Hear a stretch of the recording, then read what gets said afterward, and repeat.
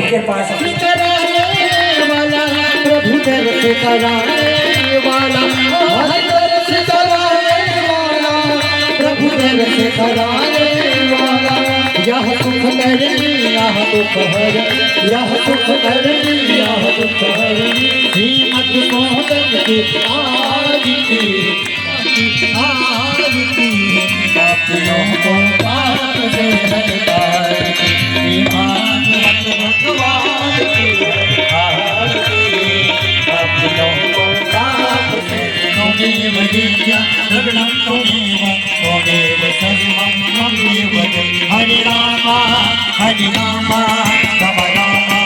हरे हरे, हरे कृष्णा कृष्ण कृष्ण हरे हरे। श्री कृष्ण गोविंद हरे मुरारी, राधे नारायण वासुदेव। श्री कृष्ण गोविंद हरे मुरारी, राधे नारायण वासुदेव।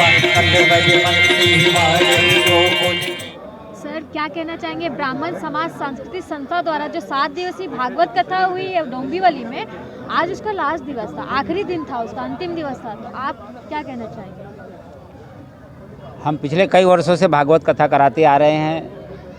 बहुत ही सुंदर आयोजन हो रहा है।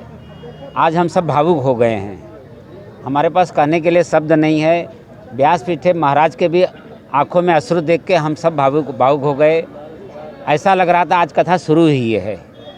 और कल तो भंडारा है, लेकिन उसके बाद हम लोग शाम को जो रोज़ सब लोग 6 बजे मिलते थे, अब कब मिलेंगे, कहाँ मिलेंगे, एक चिंता का विषय रहता है।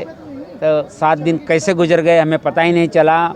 महाराज जी ने बहुत ही सुंदर कथा सुनाई, बहुत ही सुंदर वाणी है उनकी। और हम लोग निरंतर 7 से 14 जनवरी तक कथा कराते रहते हैं। हर साल भागवत कथा होती है, कभी राम कथा होती है। इसी तरह हम अपने समाज को भागवत के माध्यम से, राम कथा के माध्यम से कुछ न कुछ संदेश देते रहते हैं। और आशा है कि लोग अच्छे विचार लेके कुछ अपने घर में भी अपने विचारों का परिवर्तन लाएंगे, यही सबसे आशा करता हूँ। धन्यवाद। समाज सांस्कृतिक संस्था द्वारा जो 7 दिवसीय भागवत कथा हुई है, उसके विषय पर आप युवाओं को, देश के युवाओं को क्या संदेश देना चाहेंगे? ब्राह्मण समाज सांस्कृतिक संस्था डोंबिवली द्वारा 7 तारीख से भागवत कथा शुरू होकर आज अपने 7वें दिन कथा ने विश्राम लिया। बहुत सुंदर प्रोग्राम हुआ और बहुत अच्छा माहौल रहा। 7 दिन तक मतलब काफ़ी अच्छा वातावरण रहा, जिसका हम सब लोगों ने मिलकर के बहुत आनंद लिए।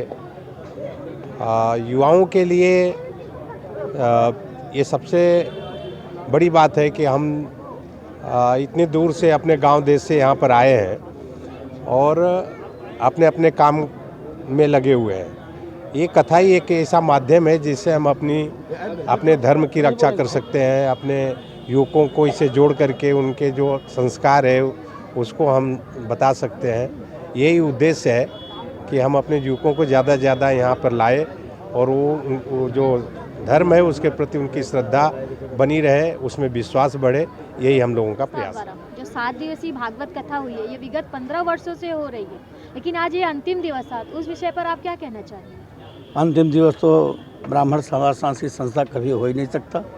रही बात भागवत की, हमारे ऐसे आधार स्तंभ हैं इस संस्था में, आदरणीय IP भैया, श्री दिनेश दुबे जी। मैं ऐसा समझता हूँ कि भागवत कभी समाप्त नहीं होती, और जब तक ये संस्था है, संस्था में ऐसे लोग हैं, कदापि नहीं हो सकती। भागवत हमेशा चल रही है, चलती रहेगी। हाँ, यह है कि माध्यम जरूर हमारी संस्था है और कभी बंद नहीं होगी, ऐसा विचार नहीं लाना चाहिए। हम लोगों का ये हमेशा प्रयास रहा है, भाइयों के द्वारा से कदम दर कदम सहयोग दिया है संस्था के माध्यम से। नौजवानों को, जैसा भी आपने पूछा, भैया ने भी कहा, बहुत अच्छा विषय है, बहुत अच्छा कार्यक्रम हुआ। कल से ज़रूर निश्चित रूप से हम लोगों के अंदर एक खालीपन रहेगा कि जो सब मिलते थे, फ़ोटो खींचते थे, वो सब नहीं हो पाएगा, ये रहेगा मन में थोड़ा सा। बहुत अच्छा कार्यक्रम, सबको धन्यवाद। जय श्री राम। संस्था द्वारा जो 7 दिवसीय श्रीमद् भागवत कथा का आयोजन हुआ और आज उसका अंतिम दिवस था, तो आप उस पर क्या कहना चाहेंगे? इस कथा के माध्यम से चरित्र का निर्माण होता है, युवाओं का चरित्र का निर्माण यह कथा ही है।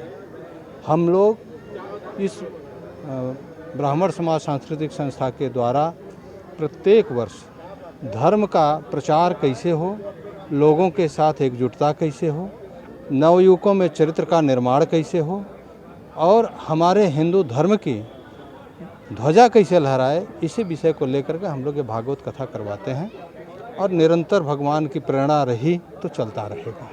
बस इन्हीं शब्दों के साथ क्या कहेंगे ब्राह्मण समाज सांस्कृतिक संस्था द्वारा जो यहाँ पर 7 दिनों से लगातार भागवत कथा चल रही है, तो आज उस कथा का विश्राम दिवस था और अंत में जिस तरह से यहाँ पर जनता भाव विभोर हो गई महाराज जी से, उसके लिए क्या कहना चाहिए? ऐसा है, ब्राह्मण समाज सांस्कृतिक संस्था द्वारा विगत अनेक वर्ष से यहाँ पे श्रीमद् भागवत कथा हो रही है और श्रीमद् भागवत कथा ही नहीं और ऐसे बहुत से आयोजन ब्राह्मण समाज सांस्कृतिक संस्था द्वारा होते रहते हैं।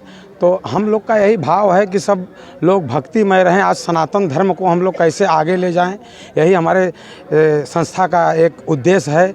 और सब लोग मतलब जो ब्राह्मण लोग हैं वो अपने विचार और विचार से और सुविचार से कैसे रहें, उसके लिए ये सब आध्यात्मिक आयोजन संस्था द्वारा होते रहता है। भागवत भगवान की कृपा ऐसे ही ब्राह्मण समाज सांस्कृतिक परिवार आयोजन के जो सब लोग हैं उनके ऊपर और श्रोता समुदाय के ऊपर बनी रहे, यही ढेर सारी शुभकामनाएं। जय श्री राम। सांस्कृतिक संस्था के द्वारा जो 7 दिवसीय भागवत कथा हुई है, उससे आप युवाओं को क्या संदेश देना चाहेंगे? सबसे बड़ी बात है कि हमारा जो ब्राह्मण समाज सांस्कृतिक संस्था है वो धन्य है कि ये विगत कई वर्षों से ये जो श्रीमद् भागवत का कार्यक्रम होता आ रहा है, ये भगवान कृष्ण की कृपा से अनवरत चलता रहे, यही अपेक्षा है। और हम सिर्फ ब्राह्मण समाज सांस्कृतिक संस्था बनाए हैं, लेकिन हम सभी जातियों को एक साथ में लेकर यह कार्य करते हैं। जो आप देख रहे हैं 7 दिन से अनवरत यह चल रहा है और हमारे माननीय वेदव्यास जी के द्वारा जो उपदेश ये दिया गया है, मधुर वाणी के द्वारा ये जो गंगा की रस बह रही थी, सभी युवा लोग ने इसे बहुत सराहा है। और मैं महाराज जी के चरणों में दंडवत करता हूँ कि ये पूरे दुनिया में ऐसे ही नवयुवक को अपना संदेश देते रहें और ब्राह्मण समाज सभी को एक साथ लेकर यह कार्य करते रहे।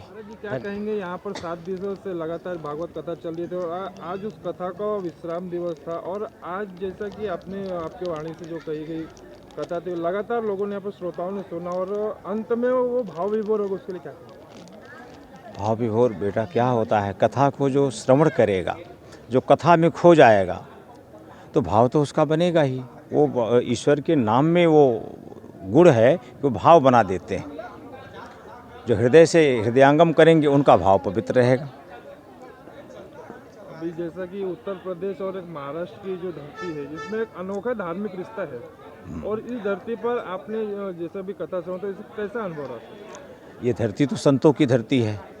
अगर हिंदुस्तान में सबसे ज़्यादा संत कहीं हुए हैं तो महाराष्ट्र में हुए हैं और महाराष्ट्र तो मेरे प्रभु श्री रामचंद्र जी की तपस्थली है। तो यहाँ तो लोग भक्त होते ही हैं, पर ये कि उनको थोड़ा सा जगाया जाता है और जब ये जग जाएं तो ये वास्तव में अब हमारे यहाँ अयोध्या में मंदिर निर्माण हो रहा है, सबसे ज़्यादा भूमिका अगर रही है तो यहाँ के भक्तों में रही है। सबसे ज़्यादा कुर्बान बलिदान इन्होंने किया है भगवान के मंदिर में।